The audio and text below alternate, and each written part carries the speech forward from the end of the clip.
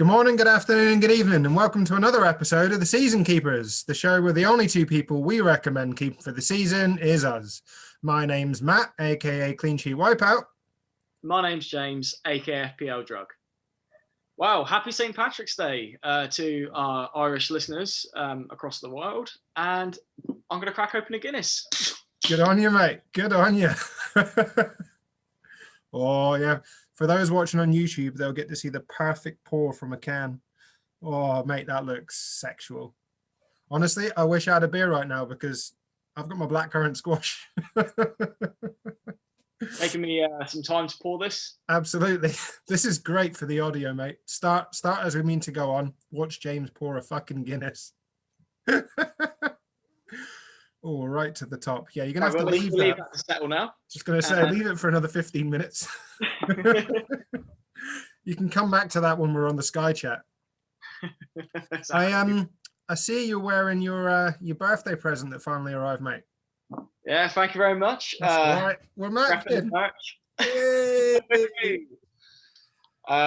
Brilliant. So, obviously, we've got a short game week approaching us, but we've had a decent full schedule just gone. So let's get stuck into it. I think we should, yeah. Jump straight in then in a game that pissed me off right at the end, to be honest. It was Newcastle 1, Aston Villa 1. Heartbreak for those of us who own Martinez, Villa defenders. I mean, you're kind of banking on a clean sheet against this Newcastle team without Callum Wilson. And for it to go so close to the end of the game is heartbreaking, isn't it, Matt? Mate, I was fucking raging. I was already annoyed that Matty Targett had his assist taken away from him from his Watkins goal, because then it was obviously deemed as an own goal, Watkins assist. So I had to deal with that. And 5 minutes later, fucking Jamal Lascelles popped up with a 94th minute equaliser. I was already celebrating the fact that I had like 12 points from Targett, 8 points from fucking Martinez. Martinez was my captain in Sky. Nah, none of that. And the fact that you text me 20 seconds before it even fucking happened. So the moment I saw the cross, I was like, yeah, here it is. Already fuming. Yeah, sorry for the spoiler. But yeah, no, a big moment for the community that was. But he'll get you loads of points over the season, so it's not worth worrying about. Nah, and to be fair, Target still got 2 bonus points, so 4 points wasn't too bad. He's flying ever since I took him out, so yeah, credit. Massive point for Newcastle though. They needed it. Yeah, very much needed, because they were getting closer and closer to that sort of drop zone, and any points that they can pick up are going to be crucial from now until the end of the season, because until they get Wilson back, it's going to be hard, because they're going to get into the habit of losing games. Like, even with Wilson back, they might not straight away hit the ground running. No, exactly. Whereas obviously Aston Villa are still missing Grealish. Apparently he was ill this week after his injury. Sounds a bit dubious, but we'll have to see if he actually makes it this weekend. But yeah, they're just missing that talisman at the moment, Aston Villa, and they've looked a little bit lackluster going forward. Obviously, Watkins got the assist for the OG this time, but it was quite fortunate. And other than that, they haven't looked particularly threatening. Traore obviously went off with a rib injury, I think, after colliding with the hoardings. So that isn't great. So this weekend, obviously, they play Spurs. Now, if they've got no Grealish, they've got no Traore, it could be a worry for them. Yeah, they've looked very lackluster going forward. I knew Grealish had a big impact on the team, but until he's actually injured, you don't really see how much of an impact he has, not only on the whole play of Villa. Like, they just look so uninspired going forward, and the only thing I think they have going for them is the fact that Spurs are in a bit of a sort of a bad patch at the moment. I think Spurs that are firing would turn Villa over, but I think it might actually be a close game. Exactly. Obviously, we'll get on to that. But yeah, it was definitely not the Spurs performance that we expected this weekend, was it? All right, let's jump on to a game that we thought was going to be an absolute thriller, and ended up not being that great, was it? It was Leeds Nil Chelsea Nil. Yeah, I mean, the game started with promise, a bit of the typical end-to-end attacking that you see from a Leeds game. But then it started to sort of fizzle out. I think that kind of Essentially, could have been the result of Bamford going off. Obviously, people thought he was going to make it. He was going to carry on, but then he pulled up again. But it looks like he should be okay for the weekend.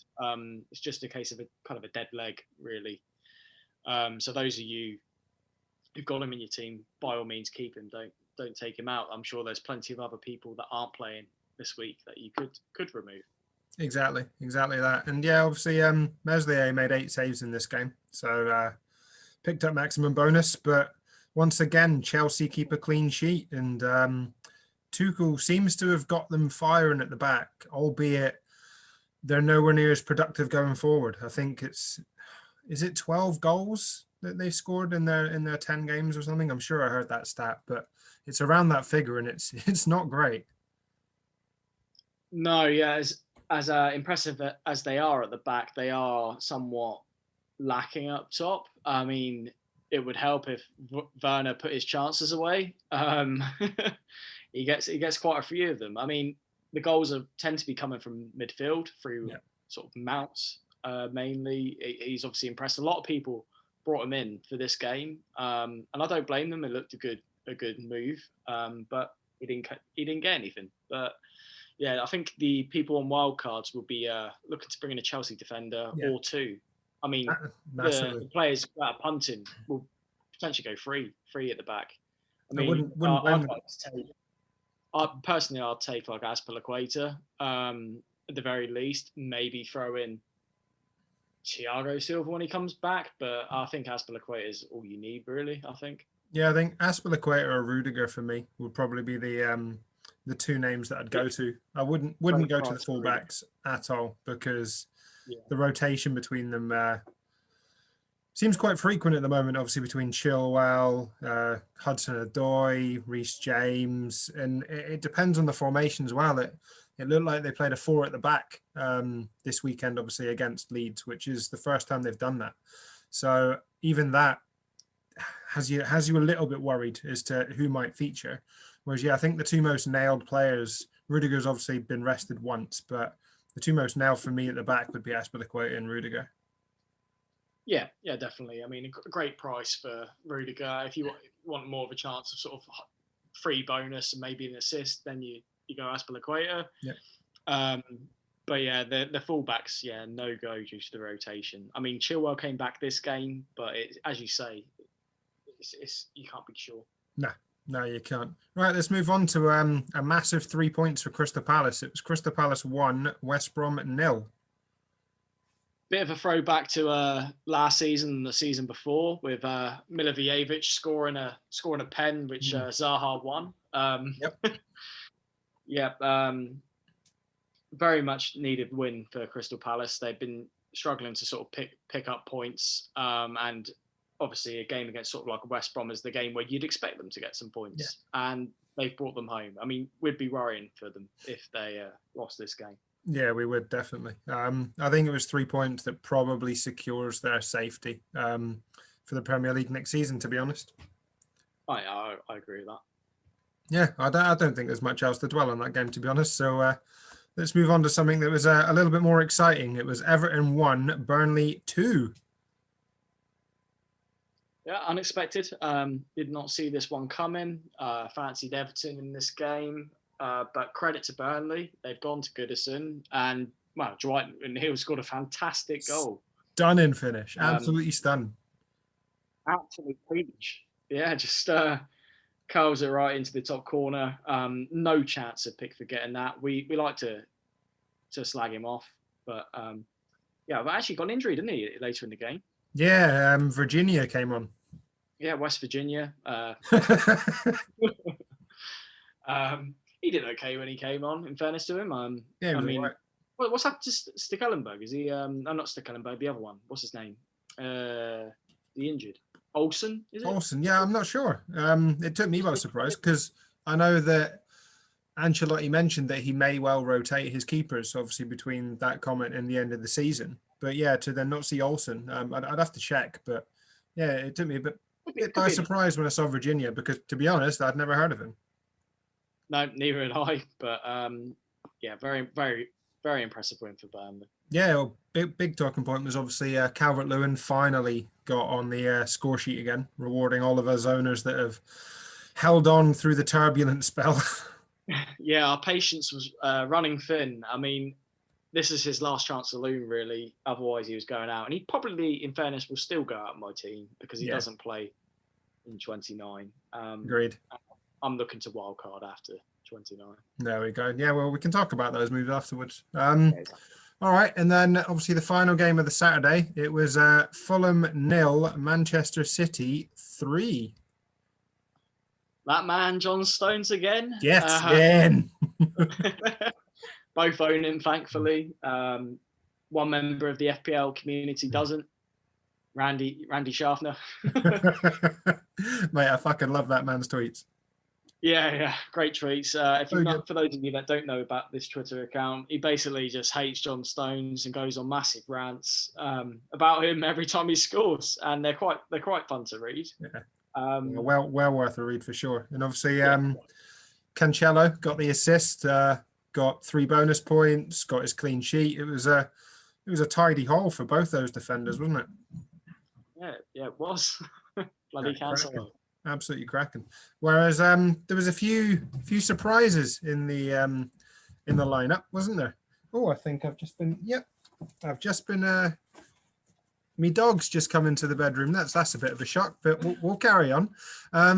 So yeah, I think it was Gundogan, KDB, both weren't featuring. Obviously, Sterling wasn't part of the lineup, and there seems to be this rumor that there's a bit of a rift between Sterling.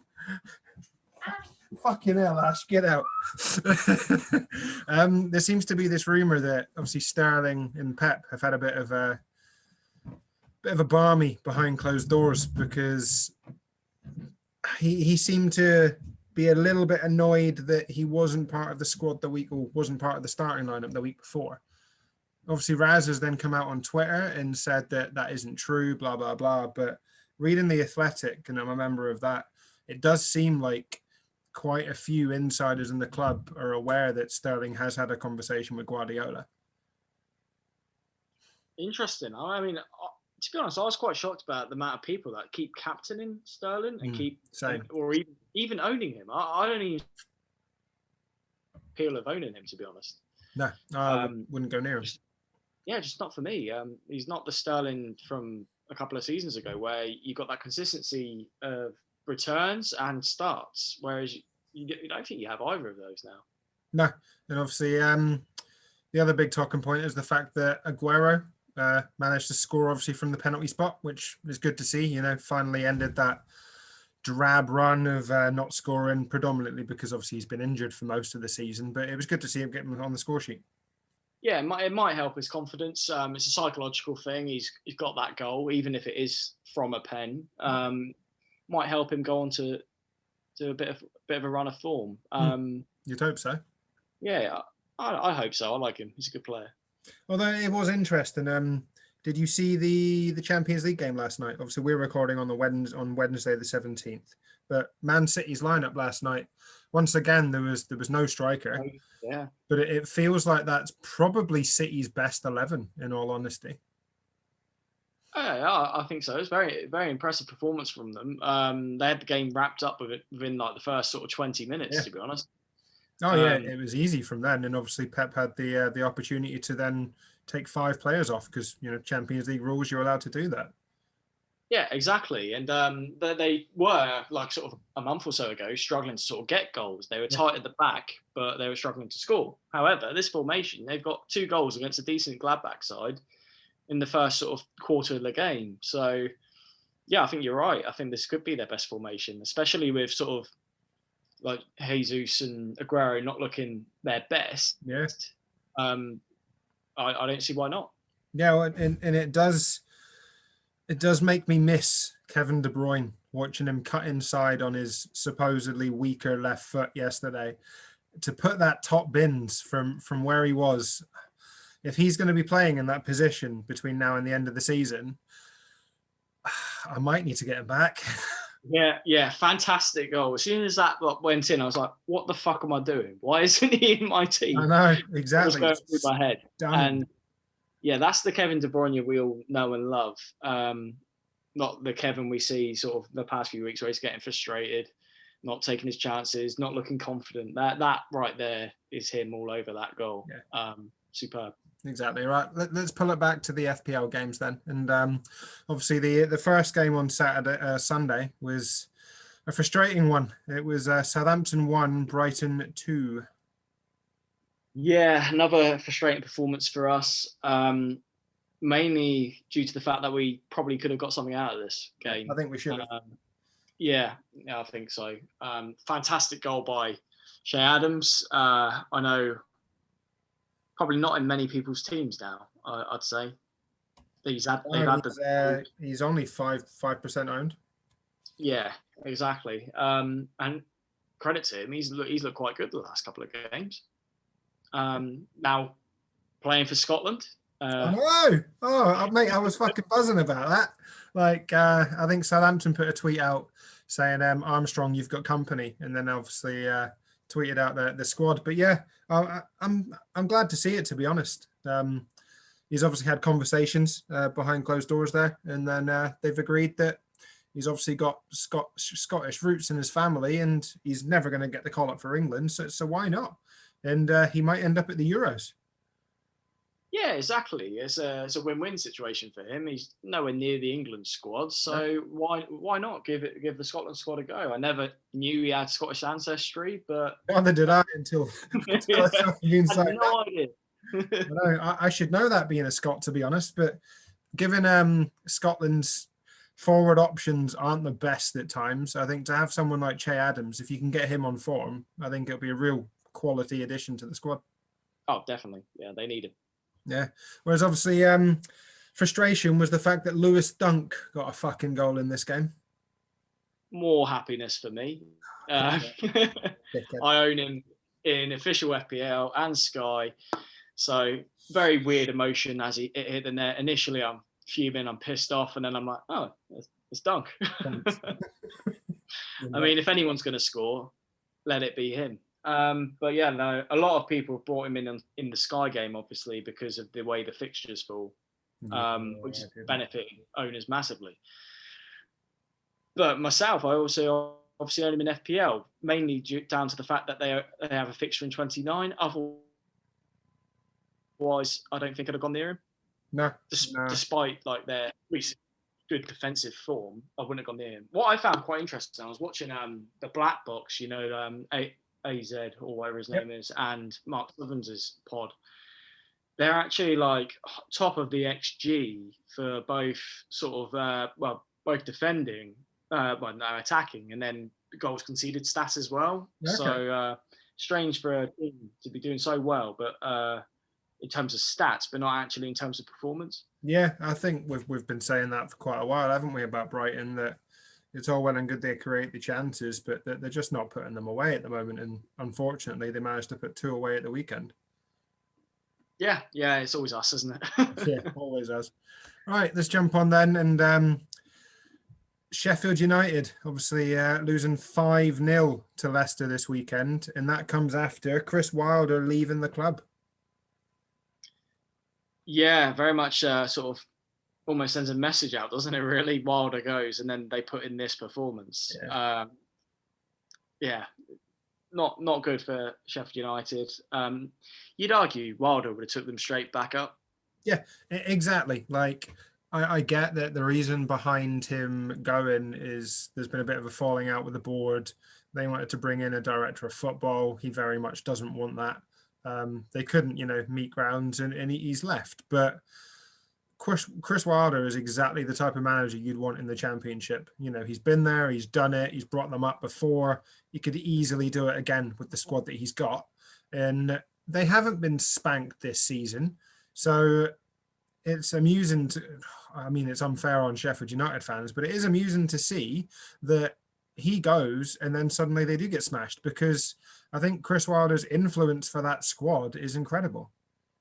Yeah, agreed. I think they're much stronger with him. Obviously, it's not been a good season for them. But you look at last season, what he did was exceptional. You wouldn't even think that would be possible with the squad he had. And then you look at, say, Daniel Farke's Norwich and how they've responded to going down and how they look set to go back up.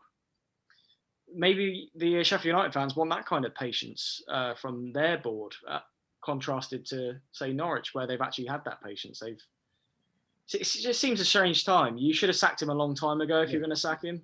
Exactly. They should have had this director of football discussion at the beginning of the season, because Yeah. it could have been a different story.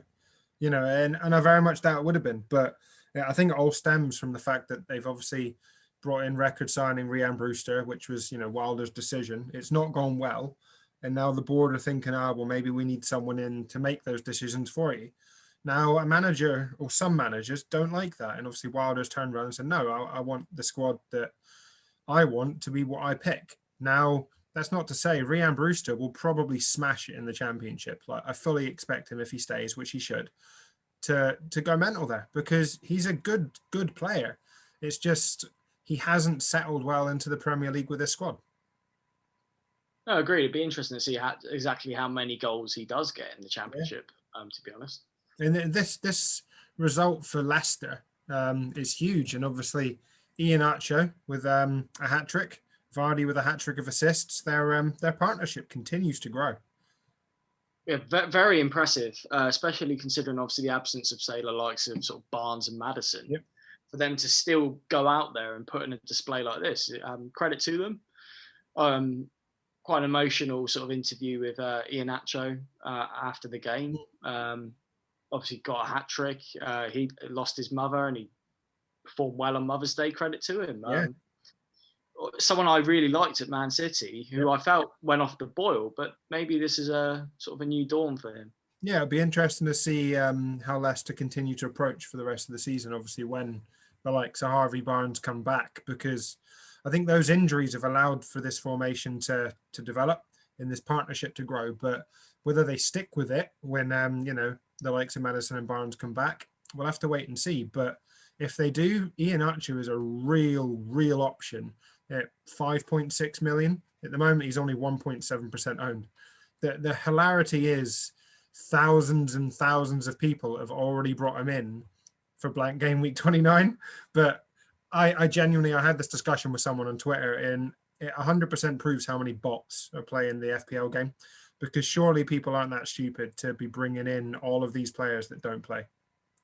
Yeah, it's definitely bots. Like, I doubt there's that many casual idiots. I mean, there could be, but we'll see. Right, let's move on to the derby then. And it was Arsenal 2, Spurs 1. Yeah, result I wasn't particularly expecting. I expected a close game, but more kind of a narrow Spurs victory or a draw is what I was sort of predicting, so to speak. But yeah, credit to Arsenal. Very impressed, obviously, Odegaard getting his first career goal for anyone. Yep. Good for him. Maybe that might give him a bit of confidence. I mean, obviously, don't rush to bring him into your team, but it's good. It's good to see for him. He's obviously a young lad that a lot of people expected big things from when he was at Madrid at such a young age. So I think Arsenal's a good place for him to develop. No, agreed. Yeah, and obviously, the big news at the start of the game was the fact that Aubameyang missed out due to disciplinary reasons. I think the rumours were he was late, so obviously they've kept him on the bench. But then apparently afterwards, during the interviews with both Mourinho and Arteta, Aubameyang, then you can hear him like leave the ground in his car. He's apparently got one of these Lamborghinis that makes some noise. And yeah, people are obviously stating that he's left the ground, obviously, before Arteta's even finished his interviews. So if that's the case, it'll be interesting to see if this disciplinary proceeding goes any further. Well, yeah, I think they should look into it, because like that attitude is just not acceptable. No. I mean, you sort of like captain. Exactly, yeah, and you saw the likes of him and like Willian getting dropped previously, and yeah, I completely stand with Arteta on this. Like, no player is bigger than any club, and by the looks of it, based on his actions, he thinks he is. Yeah, it's not great at all. And obviously, Spurs, for me, were incredibly poor in this game. It's almost as if they were set up to just stagnate Arsenal rather than go for it, obviously, like they have. And yeah, they've played poorer teams in the past, but the last 5 games, Spurs have looked really good going forward, obviously, with the likes of Bale, Son, Kane, Lucas Moura. Whereas even before Son's injury, it looked slow. And then obviously Son picked up a hamstring injury. We're unsure whether he's going to play at the weekend because Mourinho's comments aren't, as always, aren't the most obvious. He doesn't exactly come out and say, yeah, he's fit, yeah, he's not playing. They're quite cryptic about whether he starts because he's starting to mention internationals and, well, if he plays at the weekend, then obviously he's going to have to play for South Korea, but how do we prove an injury and blah, blah, blah. So I wouldn't be surprised if we see some miss out, which will be frustrating given a lot of us own him. But Eric Lamela had one hell of a game, didn't he? He was obviously benched to start with, then comes on, then scores a Rabona, like an unbelievable goal, and then gets sent off. Yeah, a real roller coaster for the 2 people that own him in FPL. Yeah. Yeah, fantastic goal. I mean, he's got previous with this. I'm pretty sure he scored one before. He did. It was in the, I think it was in the Champions League. Yeah. So he's quite a good technical footballer, and fair play to him. But yeah, lost his head there with the sending off. You just got to laugh. It's just such a ridiculous sort of run of events for a player, really. Oh, I know. I heard an amusing comment on another football pod that I listened to, not an FPL pod, I think it might have been the Guardian pod. But they had obviously heard comments that people were slating Lamela's goal online because they were saying that you will only do a Rabona when you don't have another foot. Like, fuck off. Are you joking me? So in that moment, are you saying because he's not got a right foot, he thought, you know what, I'm going to have to Rabona this with my left? No. Come on. And he fucking nutmegs the guy. Like, exactly. It's a sensational goal. In the corner. Perfect. There's no football. Yeah, I'm not having that. No, it made me laugh out loud when I heard that comment. And I was like, really? Is there actually people saying that? So what would they suggest for an overhead kick then? Are they saying that they haven't got the touch to bring it down, so they're going to do an overhead kick and put it into the top corner? Because, when Bale did that in the Champions League, did people really criticize that? Yeah, exactly. You could criticize any goal. You'd be like, an overhead kick, you're just facing the wrong way, so it's easier to kick the ball like that. What's talking of Bale? I think it's a questionable decision to take him off so early. Yeah, he did go missing though. He wasn't great at all. But in fairness, I don't think anybody for Spurs was particularly impressive. No, I don't think he was the problem. I think it was more the sort of style of football they were playing, the formation, not him as an individual. Yeah. So I feel like he's always someone you want on your team that can give that spark, that bit of creativity, like especially when you've not got Son on the pitch. I think it's a bit much to then not have Son and Bale. Yeah, I agree. He looked a bit shocked when he was being brought off, but it's been a common feature in Spurs games. He keeps getting hooked early, but this just felt too early. Well, yeah, especially in the North London derby, he's obviously up for it. Like, I don't think that was a good decision, but no, not at all. Right, final game obviously on the Sunday, and it was very defensive for much of the game, to be honest. It was Man United 1, West Ham 0. I'm just fucking glad Craig Dawson scored a goal, but it was an own goal on my bench this time. I was going to say, he was finally on your bench for an own goal. Yeah. Love benching him for a goal. But yeah, poor Craig on the wrong side of the goal this time. Unfortunate, to be honest, but because when I first saw it, obviously I don't own Bruno, and I didn't captain him in Sky for this week. So when I saw that he got the assist to start with, I was so worried. And then it actually turned out that it was a McTominay assist because, yeah, he got the flick on before Dawson's own goal. So I was quite thankful for that, to be honest. And then it also meant that the mighty Luke Shaw got me 9 points. Yeah, fair play to you. Love him. I could see that coming, and it hurt. To be fair, throughout it, I think for Sky, he was man of the match as well. And it was so obvious because Gary Neville absolutely loves Luke Shaw this season. And in fairness, I can see why, because the improvement in him has been incredible. And it almost feels like it stems from the point when United signed Tellez and that position became a bit under threat. And Luke Shaw has stepped up his game so much that I think he's probably one of the first names on the team sheet now. Yeah, and I'd say not just for Man United, but for England. I think with Chilwell becoming out of favour to some degree at Chelsea, I'd prefer Shaw in that team. So would I, mate. So would I. I think Luke Shaw has probably made his way onto that plane for England to the Euros, and I think probably should be starting. Agreed. All right. As for West Ham, it was a little bit disappointing. I think they were set up to defend the 0-0 for a long time, which was quite unfortunate. A lot of people, when they saw Mark Noble in the squad, instantly knew that was, the way that the game was going to be played. And it wasn't until Man United went 1-0 up that West Ham actually started to play football and looked good going forward.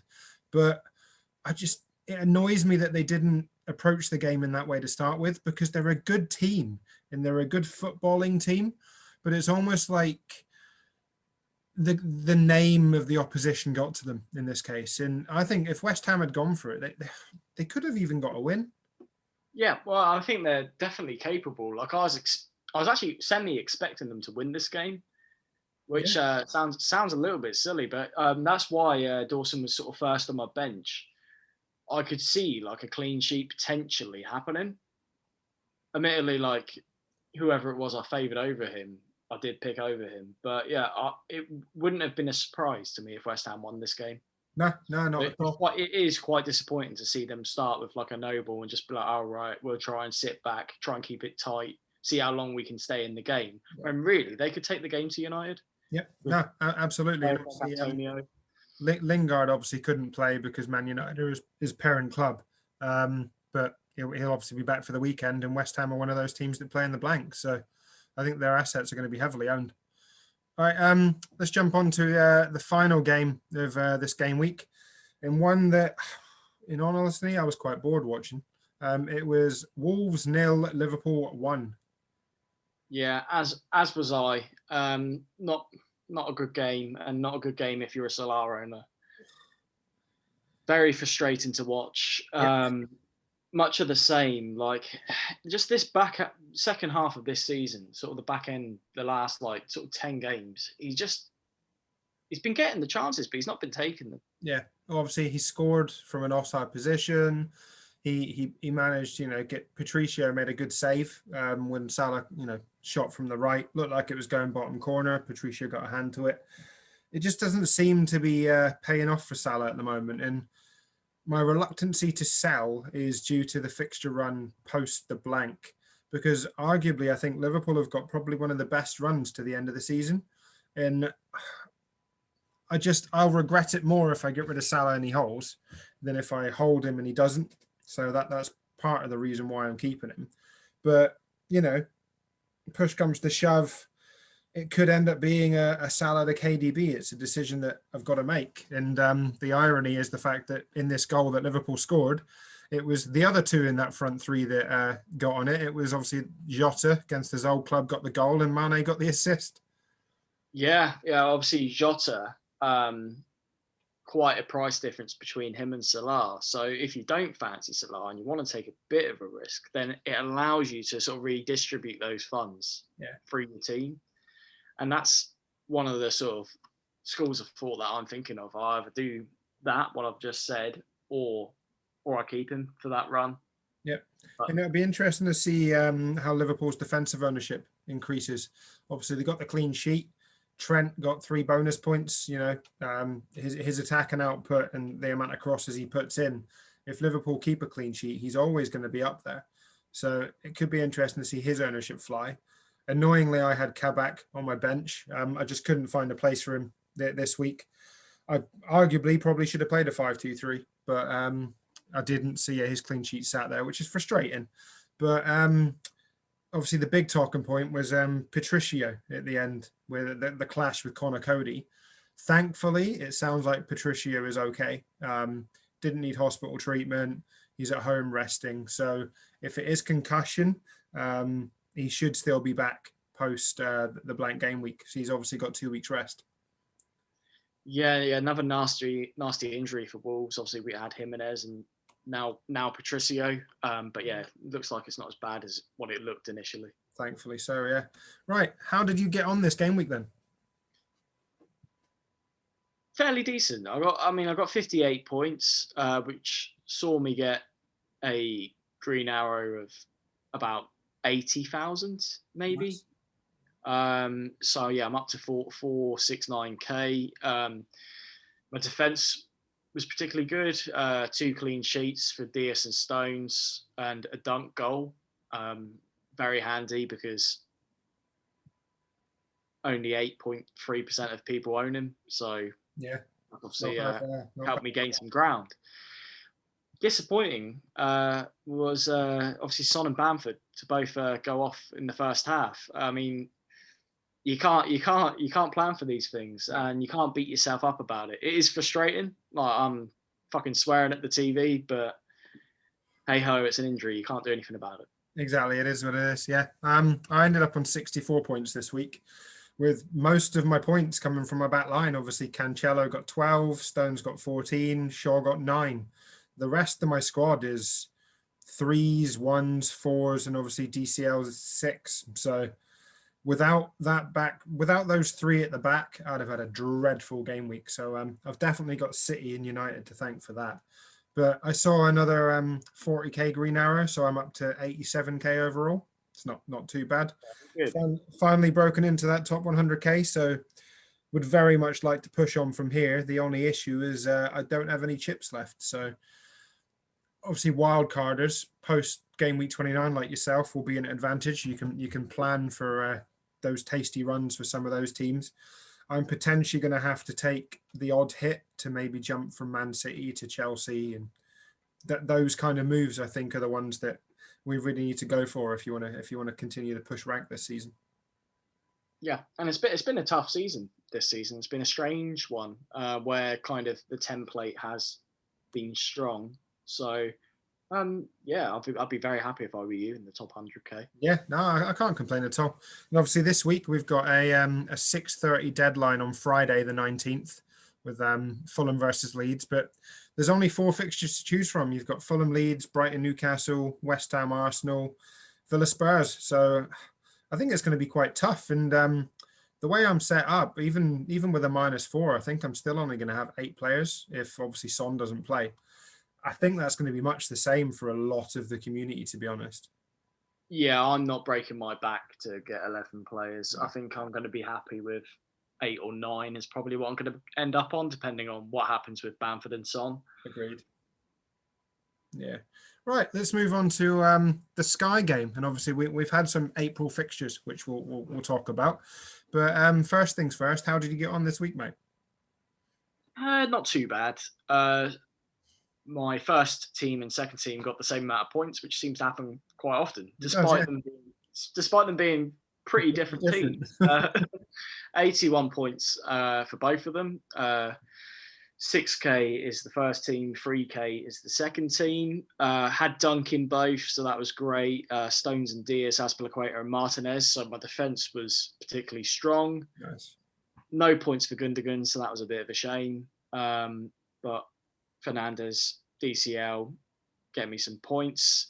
Gareth Bale I had, so obviously a bit disappointing in team 1 there, but thankfully not punished by like a Bale return or anything. Team 2 looks very boring. It's basically the same story, just slightly different. So I won't tell you about that one. Team 3, the punt team, very good week for this team, 102 points. Nice. Punted on Vardy captaincy, which got me 28 points. So I just fancied Vardy in that game against Sheffield United. He bloody hates them. He's a Sheffield Wednesday fan. Yeah. And he got 3 assists. Very nice. Yeah. Now I got 83 points in my main team. So I'm 31st overall, which I'm actually a bit frustrated with because obviously I haven't made the move to go to Lewis Dunk. And honestly, I don't think I will. I'm going to be hiding. But with the amount of transfers left, I don't feel like going to Lewis Dunk would be the right decision for me, because looking at the fixtures after the Newcastle game, I really don't want him when, there's other moves that I can make to, Chelsea defenders, for instance, because I've got 3 Man City defenders at the back, Stones, Cancelo, Diaz. Thankfully, they all played. They all got good points this weekend. I'm very likely to want to keep one of them after, this week probably. And I don't really want to waste the transfer and go on to Brighton. So it's a risk that I'm going to take, and it will define my season, I think, this weekend, is to whether Brighton, keep a clean sheet with the Dunk scores. If he does, I'm fucked. But I've got to accept it because I want to hold the transfers for moves that I think are worthy of points in the long term, and I just don't think Dunk is for me personally. Yeah, I think that makes sense. I mean, there could be injuries down the line. There could be other fixtures to attack. So exactly. I don't blame you. No. My second team, obviously, it's still got that one transfer left. I haven't made a transfer since overhaul.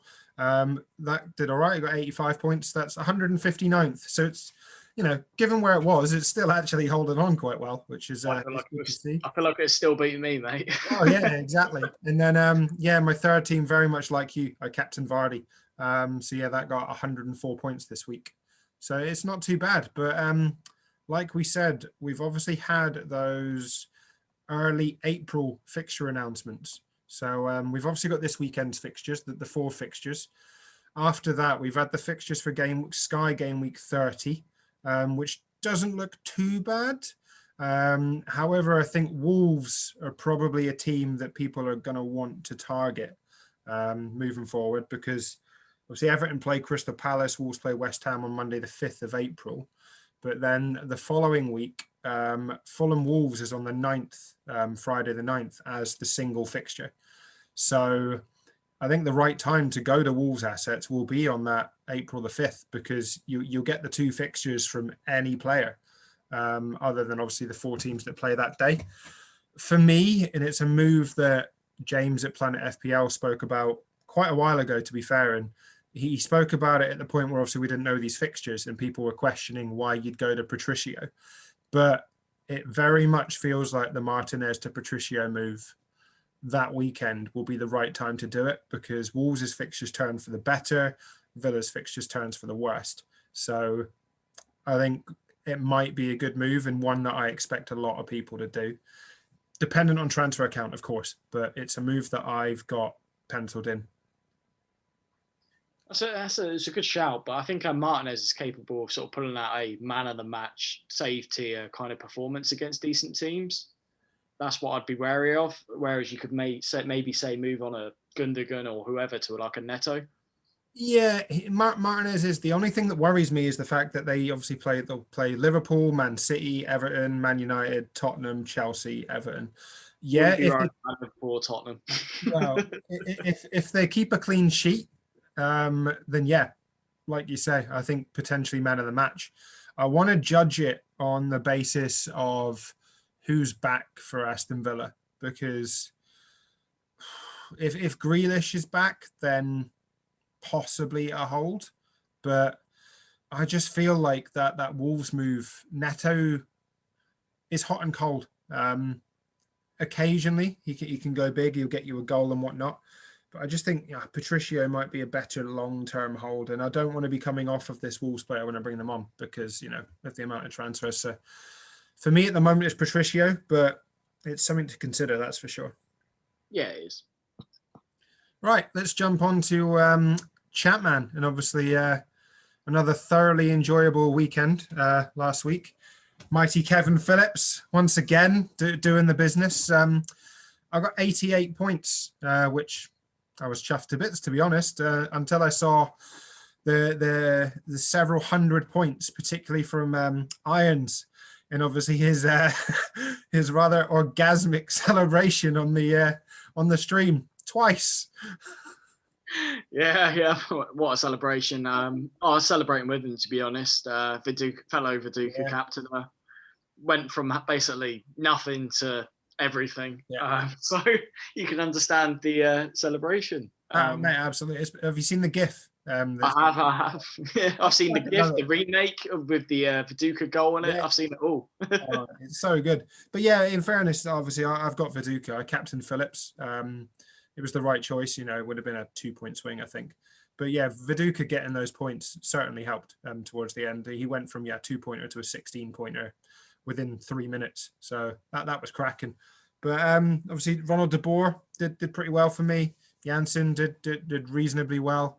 And finally, Sullivan got more points than Jaskalainen. I was a bit worried, obviously, Jussi being on my bench, probably outscore Sullivan again, but thankfully he didn't. So it sees me get a rank rise, finally, a green arrow, from 115th to 98th. So I think for the first time, oh no, I've done it once in week 7, but other than that, for the first time this season, I'm in the top 100.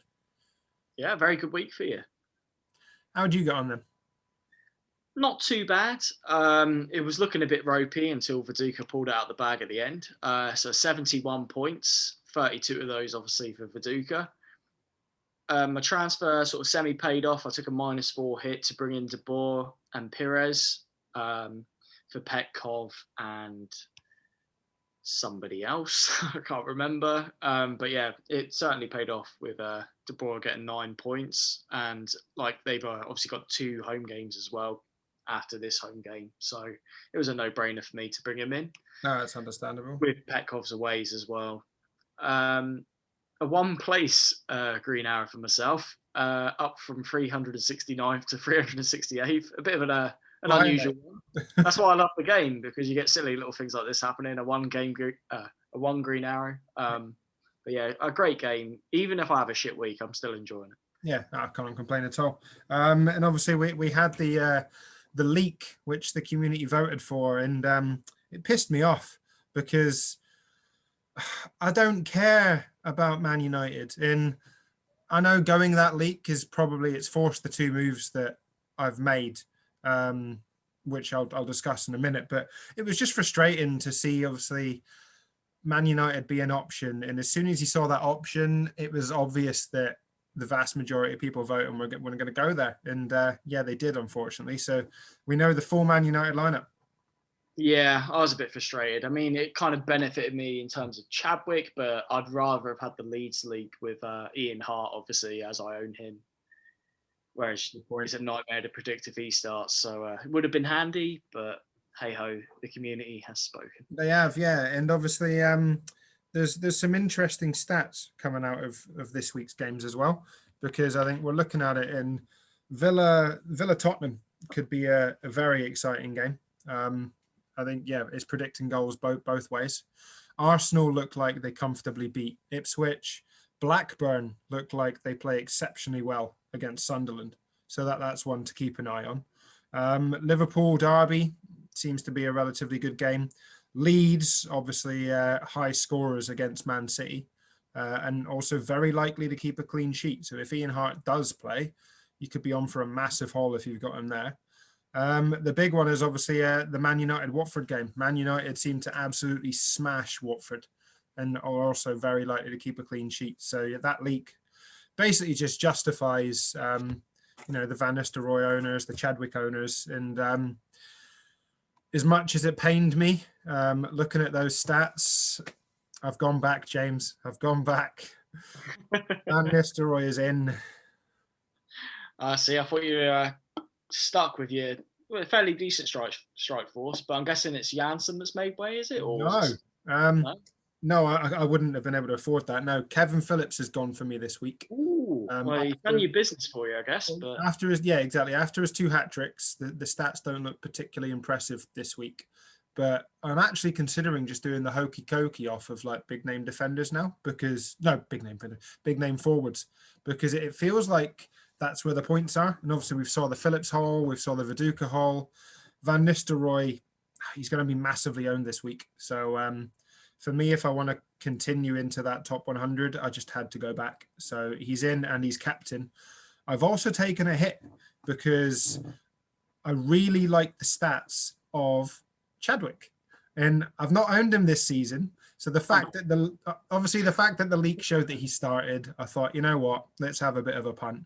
So Chadwick has come in for Pires for me this week, and again, happy to do the hokey cokey as and when on that range of midfielders. I've got 1.5 million in the bank, so I've left that money there. But yeah, hopefully Van Nistelrooy and Chadwick can repay the fact that I've gone with that shit leak and yeah, brought them both in. Well, yeah, I hope you haven't cursed them. I own both of them, so hopefully, yeah, we're celebrating on the stream tomorrow. Honestly, fucking hope not. And then obviously we've got the community team that's going on. So we've got the wild card is in progress. Obviously, the guys have been voting, which has actually been quite fun to do, to be honest. We've got 2 players left to select at the time of recording, so it'll be good to see which ones go there. There's a midfielder poll out at the moment. I'm not sure how that's going. I'd have to check. But at the moment, obviously, it's Jääskeläinen and Dimitrios. I'm not even going to try and pronounce his surname, but the new Everton goalkeeper, he's in. They've obviously got Ian Hart, Tome, Doherty, and Southgate at the moment is the back 4, waiting on that 5th defender.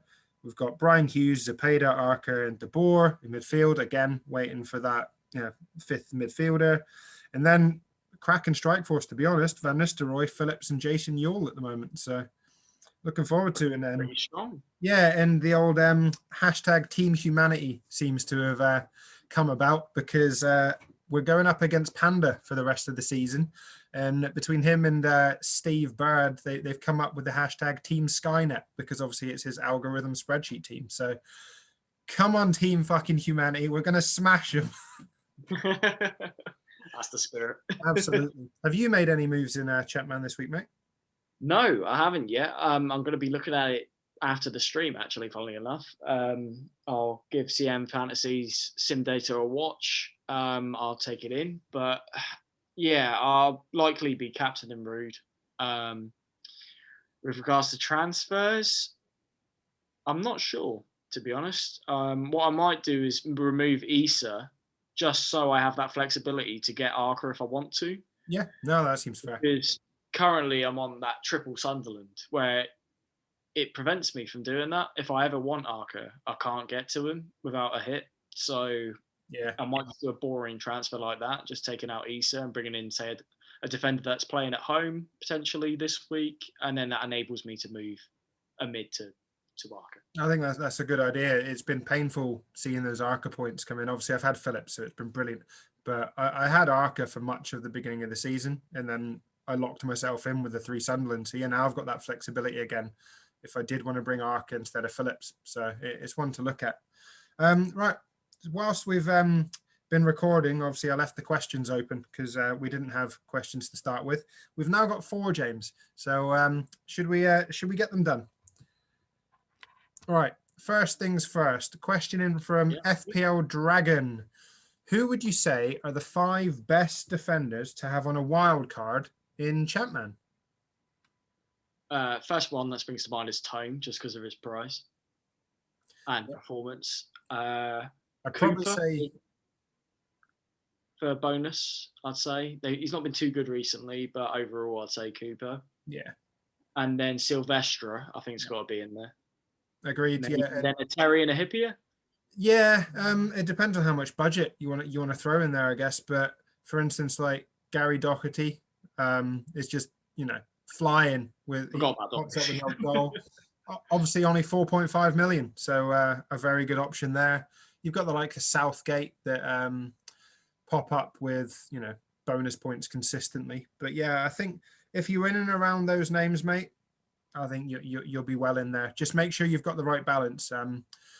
I think generally you probably want at least 2 4.5 mil defenders to allow a bit of flexibility across the rest of your squad. So, potentially Tome and Doherty could be those 2, and then you've got flexibility in picking a big 3. Right, next question in. And it is in from Alan, FPL Diagnosis. So what players would you target for game weeks 29 and 30 in FPL? Are any of them actually worthy of a hit? I don't think many would be worthy of a hit. Agreed. But it's tough. Like obviously, Brighton's fixture against Newcastle was quite tasty. But then they have Man United away, so It's tricky. I think the only hit I'm considering is for Leeds players. They've obviously got Fulham on Friday, but then their next fixture is against Sheffield United. And after watching that performance against Leicester, Leeds could very much do the same. So at the moment, I've only got Rafinha. I'm very tempted just to bring in both Bamford and Dallas this week for a -4. Yeah, I wouldn't blame you. Like those, I think, are the tastiest like double of fixtures. I mean, I'm quite impressed with Jack Harrison whenever he actually sort of plays. I think he could be a very good punt if you're wanting to say go a bit different. But yeah, Leeds I think is a good shout. Yeah, agreed. Right, we've got here we go. Long time no see, mate. It's a question in from Ronald9. Oh, legend. No. It's been a while, so apologies, chaps. Yeah, no worries. Should I wildcard in game week 30 or game week 31? I'm thinking about this. I had a feeling you were. Yeah, because I think Wolves have a fairly tricky fixture on the 30th, but then their fixture on the 31 is a little bit better. So their good run sort of starts from 31. Yeah. So I wouldn't mind doing a Wolves triple up from 31 because they've got great fixtures. You could get on Neto. I mean, Traore is actually now starting to play if you wanted to punt. Yep.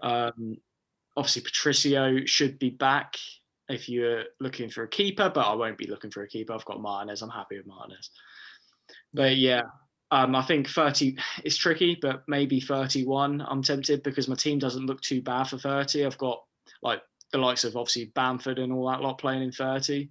Yeah, I think 31 for me if I had it, because obviously you've mentioned there, but I think both Leicester and Arsenal have also got good fixtures from game week 31, much like Wolves. There's a good swing, whereas obviously Leicester in 30, they play Man City, Arsenal play Liverpool, but the following week Arsenal then play Sheffield United and Leicester play West Ham. So exactly, good fixture swing. So yeah, for me, I'd probably hold off and then go 31.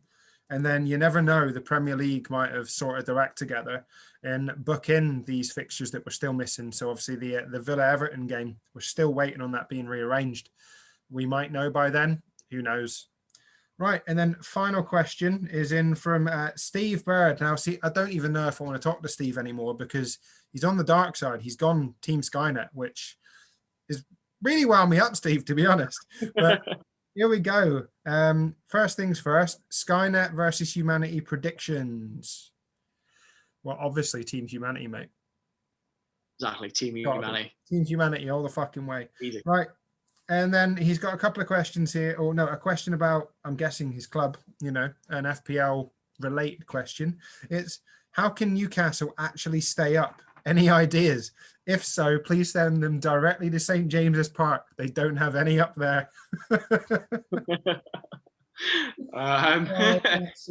Get Callum Wilson back as soon as possible. I think this Brighton fixture will be huge. Absolutely huge for Newcastle. If they can get something from that Brighton fixture, I think there's every chance that they stay up. Yeah, very much so. They've got to take things from that crucial fixture.